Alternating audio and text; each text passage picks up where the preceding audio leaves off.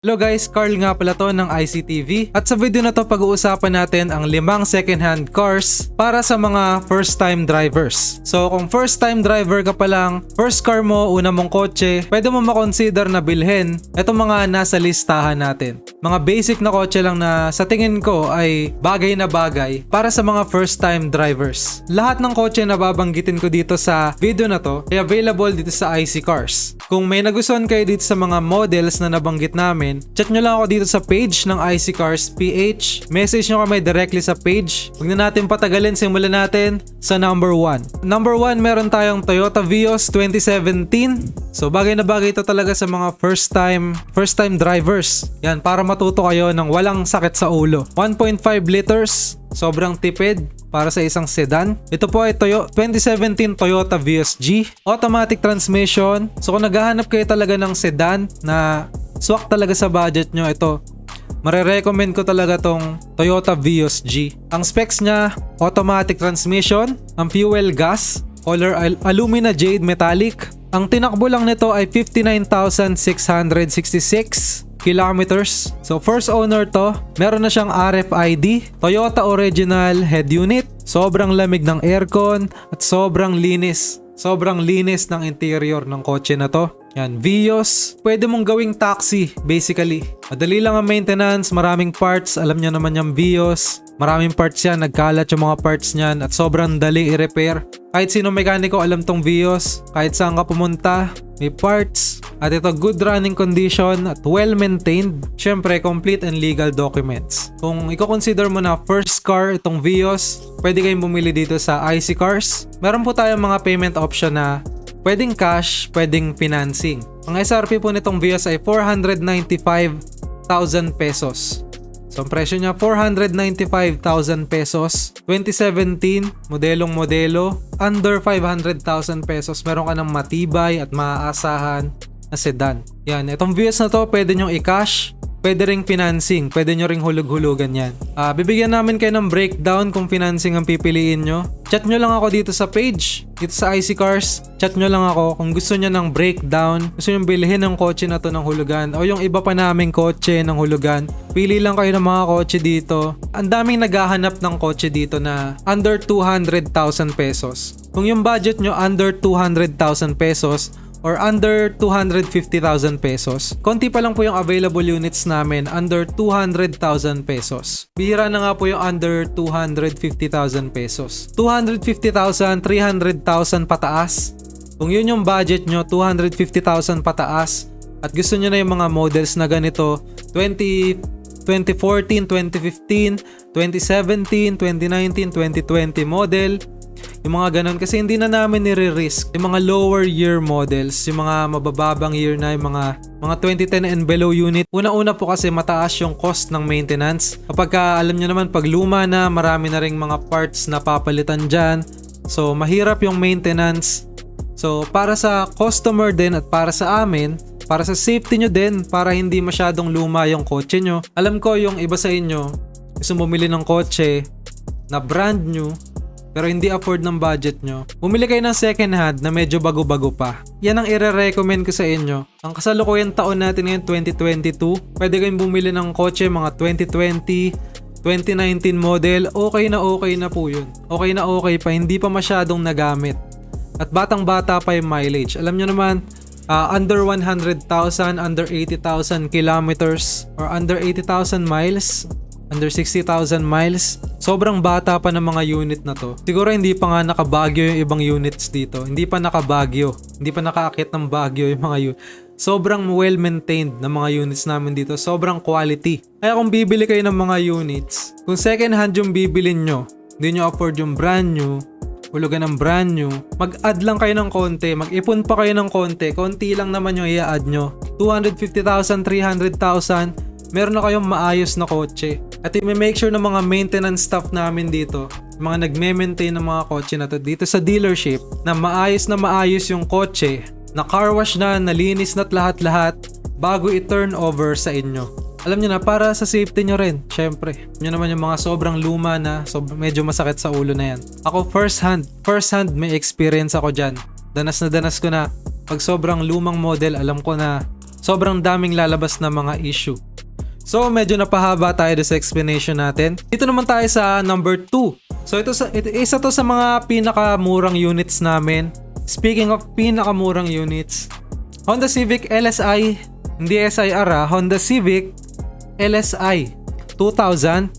Transmission niya, manual transmission. Alam niyo yan, Honda Civic na manual transmission. Alam niyo yan, gustong-gusto yan ng mga Honda boys. Kung gusto niyo magregalo sa mga anak niyo, mga tatay na gusto magregalo sa anak, kahit hindi pa graduation, ngayon December, magregalo kayo sa anak niyo. Meron tayo ditong sa dealership natin ng 2000 Honda Civic LSI. Manual transmission yan, color green, ang mileage 121,811 kilometers. So mga 100,000, sobrang bata pa niyan. Sobrang bata pa ng mileage. Sobrang lamig ang aircon. Walang LTO alarm. Sobrang fresh na fresh at sobrang clean ng interior. At syempre good running condition.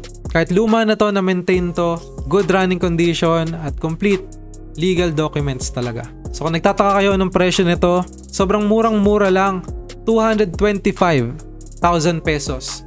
Negotiable pa mga sir. Lahat nung price na sinasabi natin dito, pwedeng negotiable yan. So pagdidesisyon na namin kung pwede pa naming ibaba yung presyo, depende po sa pangangailangan nyo, depende sa budget nyo, titignan natin ang magagawa natin kung maibababa pa natin yung mga presyo. So hindi lang po applicable dito sa unit na to, sa Honda Civic LSI. Applicable po sa lahat ng units natin. So yung ibang units dito pwede nyo tawaran, yung iba hindi. Magtanong po kayo sa chat nyo po ako sa page ng IC Cars PH. Napag-uusapan naman po yan. Pag-usapan po natin. Kung interested po talaga kayong bumili, sure buyer po. Madali po kaming kausap. Meron kaming financing. Pwede nyo bilhin direkta cash. Pwede nyo i-cash, pwede nyo hulugan. So ang dami nyo option. Ayan, gustong-gusto ng mga kabataan talaga to. Yung Honda Civic LSI, mga Honda boys. 225,000 pesos, meron ka ng poging kotse. So number 3 na tayo. Para sa first car mo, pwede mo rin i-consider ang 2016 Hyundai Eon 0.8 GLX. 2016 Hyundai Eon GLX. Sabihin ko muna yung mga specs. Meron niyang manual transmission. So hindi siya automatic.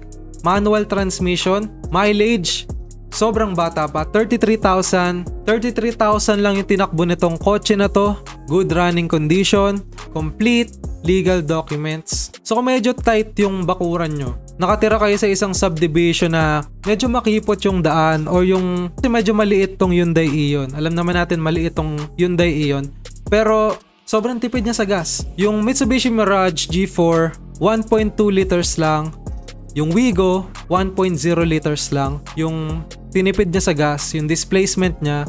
Etong Hyundai Eon, binaba pa nila, 0.8 liters. Sobrang tipid nito.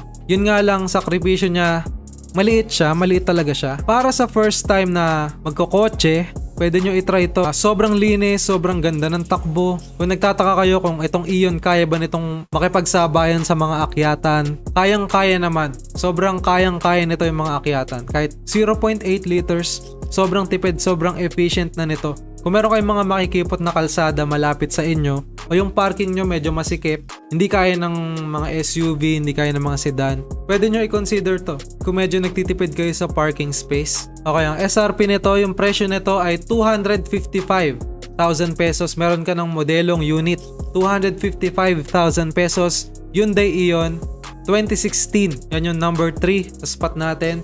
Dito naman tayo sa number 4. Okay, number 4, meron tayong 2019 Mitsubishi Mirage. So ito yung na-review ko na nakaraan, itong Mitsubishi Mirage G4. Sa dealership, meron tayong dalawang klase ng Mirage. Pares 2019. Dito muna tayo sa isa, 2019 Mitsubishi Mirage G4 GLX. 1.2 liter, syempre manual transmission. Tinakbo lang niya 62,000 kilometers. Good running condition. Nakita ko to first hand. Sobrang ganda.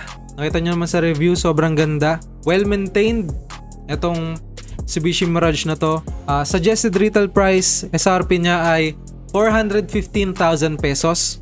Yan, cash and financing, meron po tayo dyan, 415,000 pesos. So ito naman, 2019 Mitsubishi Mirage G4. CVT naman to, automatic transmission, GLS. Ang mileage niya, 43,582 kilometers pa lang yung tinakbo niya. Alam niyo na, sobrang bata pa niyan. under 100,000 kilometers, okay na okay pa yan, guys. 2019, under 100,000 kilometers, good running condition, well maintained, sobrang linis ng interior, fresh na fresh yung interior, okay na okay pa talaga. At sobrang sulit na to. Sobrang sulit, sobrang quality. Yan, ang suggested retail price nito, SRP 490,000 pesos. Mas mahal tong automatic. Pero alam nyo naman, pag automatic, kahit first time driver kayo, sobrang dali matuto dito pag automatic. At ang kagandahan pa pag automatic, kapag ka na-traffic ka sa isang hill climb o sa mga matatarik na daan, halimbawa Baguio o Tagaytay, kapag ka na-traffic ka doon at na-stuck ka ng traffic doon sa mataas na parte, sobrang chill mo lang mag-drive. Dahil automatic transmission, gas ka lang ng gas. Hindi mo na kailangan mag-shift pa ng gears, hindi mo na kailangan magtimpla-timpla ng gears dun sa manual transmission kapag kaakit ka ng bundok, alam nyo yun. Okay na okay itong Mitsubishi Mirage G4. At G4 body na nga pala, sobrang pogi ng G4. So, ibig sabihin po ng G4 ay sedan body. So, sedan body na tong Mitsubishi Mirage. Hindi na kagaya nung normal Mitsubishi Mirage natin na hatchback. Itong G4, pinapogi talaga siya, sedan body. At hindi na sacrifice yung power kahit medyo lumaki siya at medyo naging spacious siya. Pinarami nung Mitsubishi yung space at pinapogi din yung sasakyan. 1.2 liters. Kung yung Wigo 1 liter, 0.2 lang yung dinagdag. Yung Wigo kasi hatchback siya. Ito, sedan na yung body. Sa opinion ko lang, mas napopogian ako sa sedan body kaysa sa hatchback body. Pero hindi ko lang alam sa iba, pero ako mas naaastigan ako sa sedan body ng Mitsubishi Mirage G4. So, ang presyo nito, 495,000 pesos.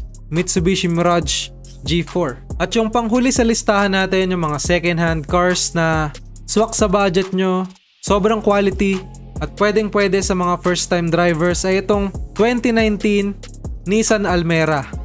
Itong 2019 Nissan Almera na to, base model siya. 1.5 liters. Ang Nissan Almera, mukha talaga matibay yung body niya. Napaka-pogi tignan.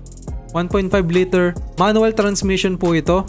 Ang mileage niya sobrang bata pa. 27,890 kilometers. Yun pa lang yung tinakbo niya.